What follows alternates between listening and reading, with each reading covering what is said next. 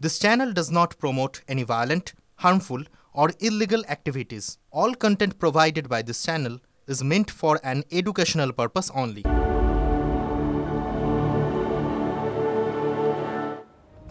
দেখুন, বাংলাদেশে হিন্দু বিদ্বেষের আবহেই উত্তরবঙ্গে লক্ষ্যকণ্ঠে গীতা পাঠের আসর বসল।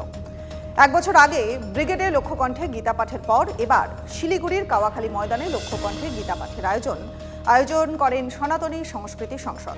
জানিয়ে তুঙ্গে উঠেছে রাজনৈতিক চর্চা।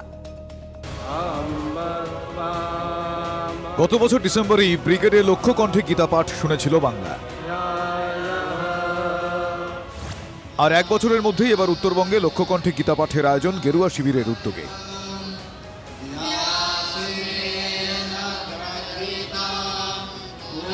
শুধু শিলিগুড়িতে নয়, বনগাঁতেও চলল গীতা পাঠ। অশান্ত বাংলাদেশ, নির্বিচারে চলছে সংখ্যালঘু হিন্দু নিপীড়ন। ২৬-এর বিধানসভা ভোটের আগে সেই আঁচে রুটি সেঁকছে এপার বাংলার রাজনীতি। মুখ্যমন্ত্রী মমতা বন্দ্যোপাধ্যায় ইসকনের সন্ন্যাসীকে পাশে নিয়ে যখন দীঘাতে জগন্নাথ মন্দির স্থাপনের কথা বলছেন, তখন অন্যদিকে শুভেন্দু অধিকারীরা বাংলাদেশ পরিস্থিতি তুলে ধরে হিন্দু ভোটকে একত্রিত করার কথা বলছেন। রাজনৈতিক পর্যবেক্ষকরা বলছেন সেই লক্ষ্যেই গীতা পাঠের আয়োজন গেরুয়া শিবিরের। উত্তরবঙ্গ বিজেপির শক্ত ঘাঁটি। বিধানসভা উপনির্বাচনে তৃণমূল ছাপ ফেললেও বিজেপি এখনও সেখানে শক্তিশালী। শিলিগুড়ির কাওয়াখালীর ময়দানে লক্ষ্যকণ্ঠের গীতা পাঠের আয়োজন করে সনাতনী সংস্কৃতি সংসদ।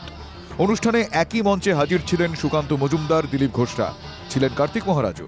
হিন্দু সমাজকে গীতার বাণীকে নিয়ে সামনের দিকে এগোতে হবে, ভয়কে ত্যাগ করে যুদ্ধ জয়ের জন্য লড়াই করতে হবে। ব্যাপক সংখ্যায় হিন্দুদের একত্রিত হওয়া উচিত।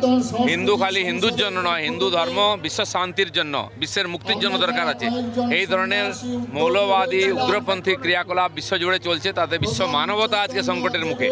হিন্দু সমাজ, হিন্দুত্ব, সনাতনী ধর্মই ওকে বাঁচাতে পারে। গীতা পাঠ এটা একটা রাজনৈতিক অনুষ্ঠান, সামনে নির্বাচনের প্রস্তুতি।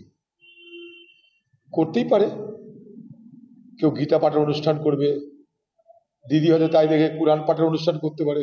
ভারতবর্ষের মধ্যে সব থেকে ব্যতিক্রমী যদি কোনো ধর্মনিরপেক্ষ রাজনৈতিক দল থেকে থাকে, তার নাম তৃণমূল কংগ্রেস, যার নেত্রী অন্যতম secular political leader Mamata Banerjee. তার নেতৃত্বে এখানে সমস্ত ধর্মের মানুষের জন্য সমানভাবে কাজ করা হয়, এটাই বাংলার বৈশিষ্ট্য।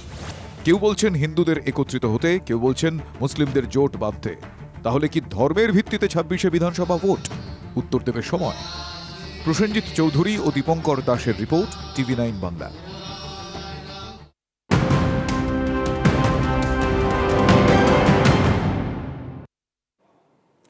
বাংলাদেশে হিন্দুদের উপর নির্মম নির্যাতন থামার নাম নেই। চট্টগ্রামে হিন্দু কৃষকদের ফসলে আগুন, কট্টরপন্থীদের। নিঃসন্দেহে এই মুহূর্তে বড় খবর, সব ফসল নষ্ট।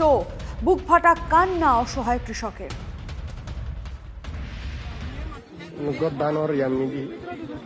কি পরিমাণ নিকৃষ্ট মানুষ হলি কৃষকের এত মাত্র কষ্ট।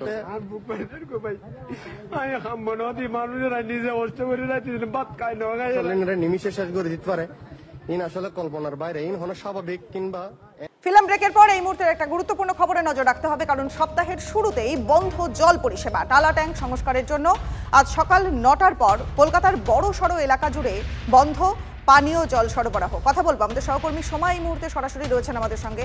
সোমা, একে সোমবার, তার উপর শীতের সকাল, অর্থাৎ কলকাতাবাসীর একটা ভোগান্তির জায়গা তো তৈরি হচ্ছে।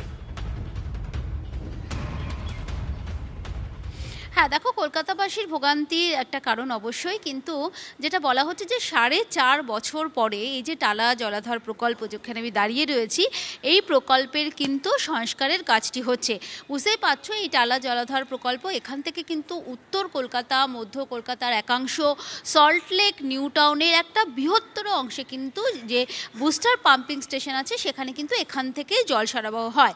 কিন্তু যেহেতু 4.5 বছর ধরে এখানে সংস্কারের কাজটি হয়নি, এখানে এই যে জল সরবরাহ প্রকল্পের যে সমস্ত ভাল্ব রয়েছে, যেই পাইপের মধ্যে দিয়ে জল বিভিন্ন জায়গায় পৌঁছে যায়, বিভিন্ন বুস্টার পাম্পিং স্টেশনে পৌঁছে যায়, সেই সমস্ত যে পাইপের ছিদ্র রয়েছে সেগুলোকে কিন্তু সারাইয়ের প্রয়োজন রয়েছে বা মেরামতির প্রয়োজন রয়েছে।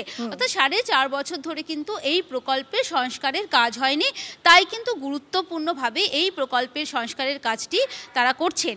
অর্থাৎ যারা এখানে রয়েছেন, কর্মীরা যারা রয়েছেন, তারা যেটা বলছেন যে 24 ঘন্টা অর্থাৎ আজকে সকাল 9টা থেকে আগামীকাল সকাল 9টা পর্যন্ত কিন্তু এই যে বৃহত্তর একটি জায়গা অর্থাৎ কলকাতা, উত্তর কলকাতা, মধ্য কলকাতার একাংশ, সল্ট লেক, নিউ টাউন, এই সমস্ত জায়গাতে কিন্তু জল সরবরাহ বন্ধ থাকবে। তার একটাই কারণ, সংস্কারের কাজ হবে এবং সংস্কারের কাজ হয়ে গেলে কিন্তু এখানে থেকে জল সরবরাহের আর কোনো সমস্যা থাকবে না বলেই কিন্তু মনে করা হচ্ছে। তবে দেখো, তুমি যেটা বললে যে খুব স্বাভাবিকভাবেই যে একটা বৃহত্তর অংশের মানুষ কিন্তু এই টালা জলের উপরই নির্ভর করে থাকেন, কিন্তু তাদেরকেও এই যে সংস্কারের কাজের জন্য একটা দিন তাদের অ্যাডজাস্ট করতেই হবে। অনেক ধন্যবাদ সোমা, নজর রাখুন।